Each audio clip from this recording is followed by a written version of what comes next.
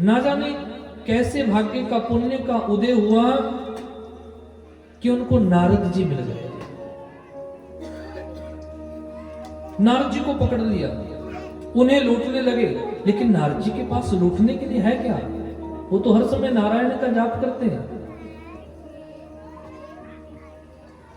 वहां पर नारद जी ने रत्नाकर से पूछा, रत्नाकर मेरी एक बात का प्रत्युत्तर देना।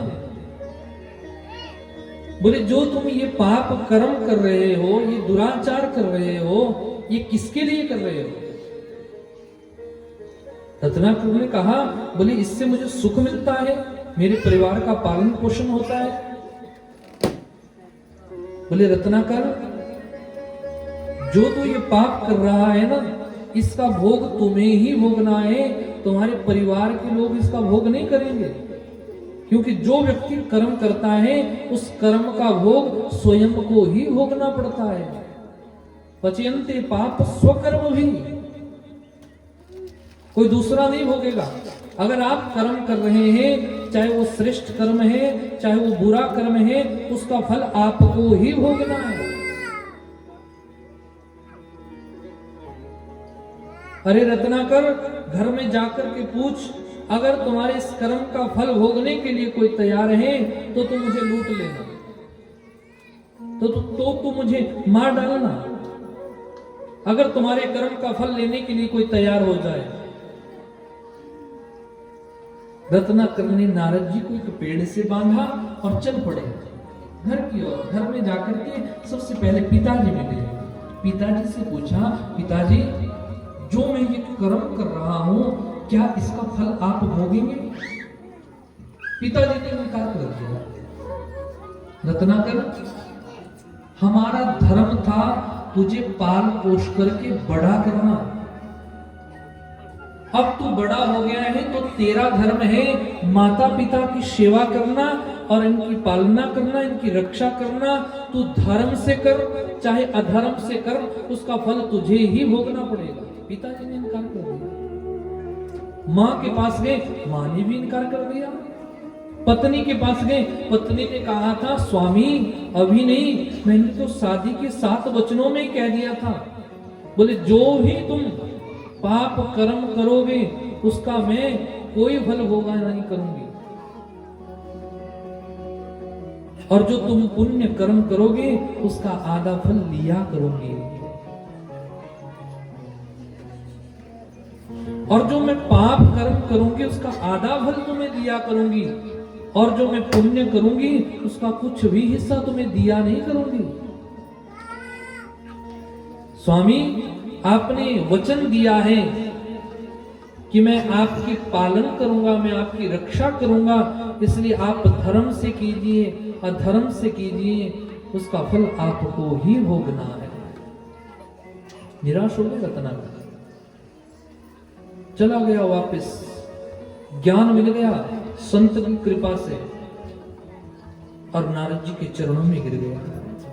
गुरुदेव मेरा उद्धार कैसे होगा? क्योंकि मैंने जब से होश संभाली है तब से केवल पाप ही पाप किए हैं। आज नारद जी ने दया करके बोले रत्नाकर को एक मंत्र दिया। बोले रत्नाकर मैं तुम्हें एक मंत्र देता हूं, अगर इस मंत्र का तुम जाप करोगे तुम्हारे जीवन में कितने ही पाप होंगे वो सब नष्ट हो जाएंगे। नारद जी ने कान में मंत्र दिया, राम कह करके, राम, बस इस मंत्र का जाप करना। शंका है रत्नाकर डाकू को, गुरुदेव मेरी एक शंका का समाधान कीजिए। मैंने जीवन भर पाप किए हैं, क्या केवल राम बोलने से मेरे पाप नष्ट हो जाएंगे? तो यहां कथा सुनाई है। नारद जी ने एक दृष्टांत सुनाया। बोले रत्नाकर एक बहुत बड़ी काल कोठड़ी है, जिस कोठड़ी के अंदर कोई हजारों वर्षों से गया ही नहीं है और उसमें अंधेरा ही अंधेरा है, लेकिन अचानक से एक व्यक्ति एक दिन गया और उसने वहां जाकर के एक माचिस की तिल्ली से एक दिया जलाया, और जैसे ही वहां जाकर के दिया जलाया तो अंधेरा तुरंत भाग गया। वो ये नहीं बोलेगा कि मैं हजारों वर्षों से यहां पर रह रहा था, लेकिन जैसे ही दिया जलाओगे तुरंत उजाला हो जाएगा और अंधेरा भाग जाएगा। इसी प्रकार से ये राम नाम की ज्योति है। तुमने जीवन भर कितने ही पाप अगर किए होंगे, लेकिन ये राम नाम की ज्योति अगर तुम्हारे अंदर जग जाए तो तुम्हारे उस अंधेरे को दूर करने के लिए ये केवल राम का मंत्र ही काफी है। गुरु के वाक्य पर पूर्ण विश्वास हो गया, पवित्र नदी में जाकर के स्नान किया। स्नान करने के बाद जब ध्यान में बैठने लगे तो मंत्र भूल गए। गुरु जी ने मंत्र क्या दिया था? कारण क्या है भूलने का?